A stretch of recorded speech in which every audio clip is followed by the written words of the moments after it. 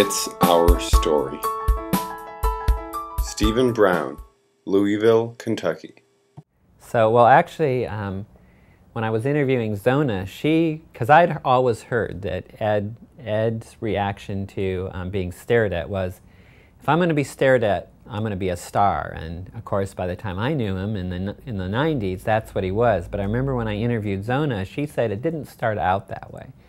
And that, you know, when he first went out in public after he had polio and recovered and was back at home, that his brothers frequently were the ones pushing him around in his manual chair, and that at first, you know, he didn't like at all being stared at. So he went through this process where he decided, well, if I'm going to be stared at, I'm going to be a star.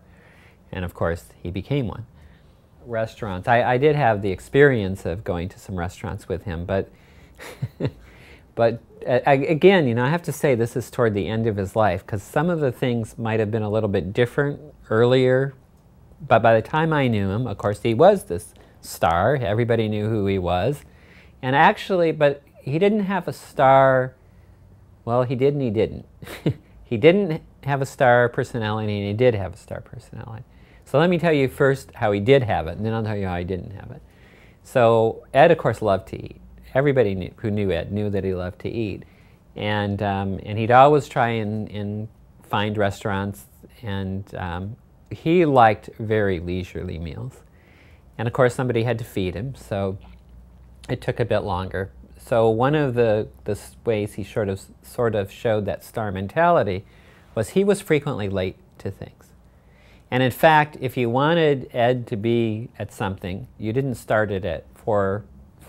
You didn't start it at 8 or 9 in the morning, because it took Ed, if I remember this right, it took him about 5 hours to get ready in the morning. So if you had a 10 o'clock meeting, he had to get up at 5 in order to get ready for that. So he tended not to show up at WID, for example, until afternoons. Now, that didn't mean he wasn't working before then. He was frequently on the phones in his iron lung. But if you wanted him out in public, you definitely were better, you'd have better success at getting him if it was something in the afternoon or evening. Okay, so, and you kind of had to go on Ed time, because this is where the star thing wasn't there. Ed would talk to anybody, literally to anybody. And especially if he saw somebody who had a visible disability on the street, he'd go up and he'd introduce himself and he'd ask you about your life, and he'd tell you a little bit about his. And that really impacted a lot of people. In fact, one of the stories that I just remembered is that there's a woman who did some volunteer work at WID when I was there. Her name was and is, as far as I know, Grace. And Grace was this very elegant lady from Asia. I forget which country. And she'd also had polio.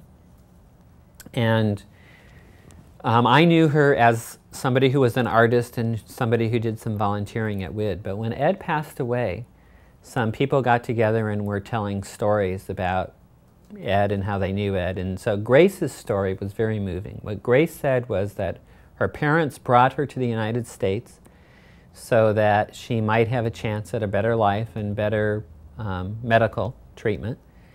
But she, you know, didn't see a life for herself. So she was lying in a hospital bed in the San Francisco Bay Area and essentially ready to die because she didn't see a life for herself.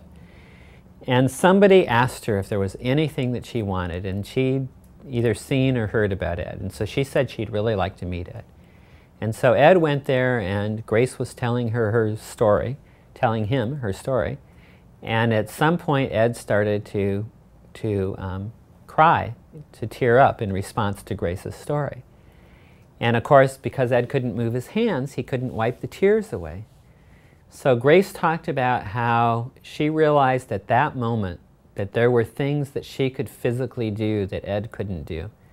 And that if somebody who couldn't do all of the things that Ed couldn't do was able to do all of the things that he was able to do, then why in the world was she lying there in that hospital bed? And so she got out and she got involved in the community, and she started showing her art, and I think she acted, and you know, and that's the kind of impact that Ed had on people. I mean, that's a story that I remember because I heard it at a memorial service, but lots of people had those very individual kinds of stories about Ed. The It's Our Story project is a national effort to make disability history public and accessible. Visit us at www.itsourstory.org or on the It's Our Story project YouTube channel.